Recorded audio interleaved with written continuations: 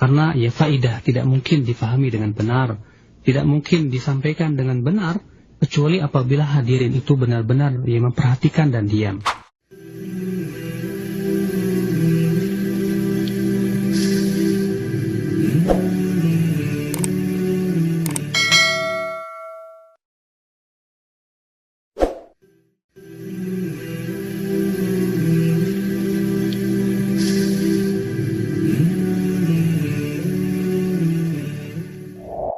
قال رحمه الله تعالى: باب إصغاء الجليس لحديث جليسه الذي ليس بحرام، واستنصات العالم والواعظ حاضر مجلسه. والإصغاء للجليس هذا من حسن المجالسة والمعاشرة.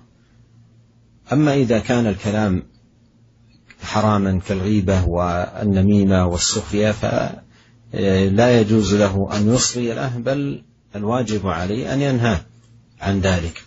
أما إذا كان يحدثه في مباح أو يحدثه في أمور من أبواب الخير فإن من آداب المجالسة الإصغاء للجليس.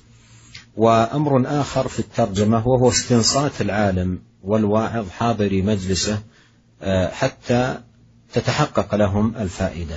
والاستنصات يعني يقول لهم أنصتوا أو استمعوا لي، سأذكر لكم حديثا عن رسول الله صلى الله عليه وسلم، سأذكر لكم آية من القرآن وبين معناها، فيطلب منهم الإنصات حتى تتحقق لهم الفائدة، لأن الفائدة لا تتحقق إلا مع حسن الإنصات. وأورد رحمه الله حديث جرير بن عبد الله رضي الله عنه قال: قال لي رسول الله صلى الله عليه وسلم في حجة الوداع: استنصت الناس. ثم قال: لا ترجعوا بعدي كفارا يضرب بعضكم رقاب بعض، متفق عليه. ومعنى استنصت الناس وموضع الشاهد من الحديث للترجمة، أي أطلب منهم أن يكفوا عن الحديث ويتوقفوا عن الكلام ويستمعوا لما سأقول لهم من العلم. ومن المعلوم أن الإنسان إذا ألقي بين يديه العلم وهو منشغل إما بالكلام أو بالحركة أو بكذا لا تتحقق له الفائدة. فمن آداب مجالس العلم حسن الاستنصات، والعالم إذا احتاج المقام يوجه الناس إلى حسن الإنصات لتتحقق لهم الفائدة. ونسأل الله الكريم رب العرش العظيم أن يوفقنا أجمعين لكل خير، وأن يعيننا على ذكره وشكره وحسن عبادته. وأجدها أيضا فرصة طيبة لأشكر جميع المستمعين والمستمعات على حسن إنصاتهم، جزاهم الله خيرا، ووفقنا أجمعين لكل خير، إنه تبارك وتعالى سميع الدعاء وهو أهل الرجاء وهو حسبنا ونعم الوكيل. Kemudian beliau membawakan bab mendengarkan ucapan teman yang membicarakan hal-hal yang tidak diharamkan, serta anjuran kepada pengajar atau pemberi nasihat agar memerintahkan para hadirin untuk memperhatikannya. Al-insat, yaitu diam, adalah merupakan kebagusan di dalam adab duduk di majelis. Demikian pula di dalam adab bergaul.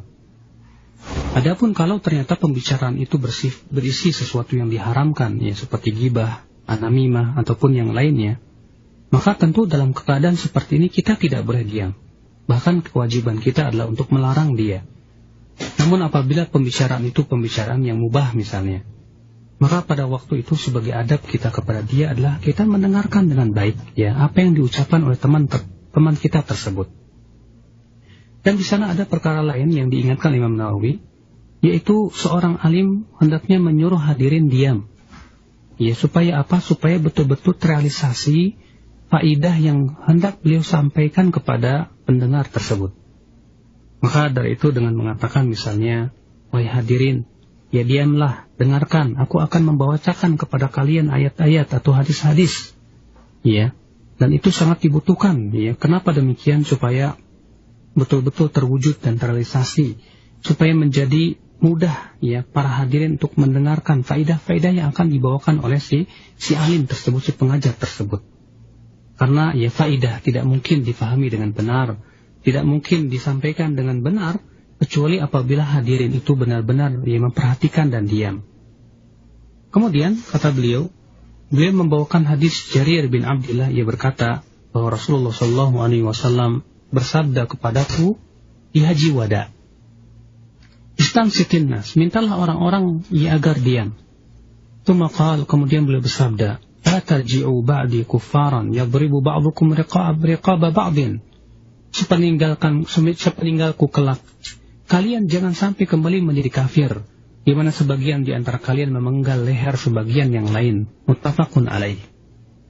Makna istamsik artinya minta kepada mereka agar diam, agar mereka tidak melanjutkan pembicaraan, dan aku akan mengucapkan atau menyampaikan sesuatu kepada kalian. Dan telah sesuatu ikhwata Islam azan ya Allah wa iyyakum, bahwa ilmu itu tidak akan bisa disampaikan dengan jelas kecuali apabila mereka itu diam. Dan kata beliau, adab-adab bermajlis ilmu adalah yaitu betul-betul diam dan memperhatikan dengan benar. Di mana seorang alim apabila butuh untuk menyuruh orang-orang diam, maka hendaklah dia melakukan itu agar betul-betul tersampaikan faedah-faedah yang hendak ia sampaikan. Dan akhirnya kata beliau, kita mohon kepada Allah Subhanahu wa taala agar Allah memberikan taufik kepada kita. Dan juga di dalam kesempatan yang baik ini saya berterima kasih kepada para pendengar atas kebagusan mereka di dalam diam mendengarkan penjelasan-penjelasan di dalam pelajaran kita ini. Semoga Allah memberikan kepada mereka balasan kebaikan. Dan kita memohon kepada Allah, semoga Allah memberikan kepada kita berbagai macam kebaikan kepada kita.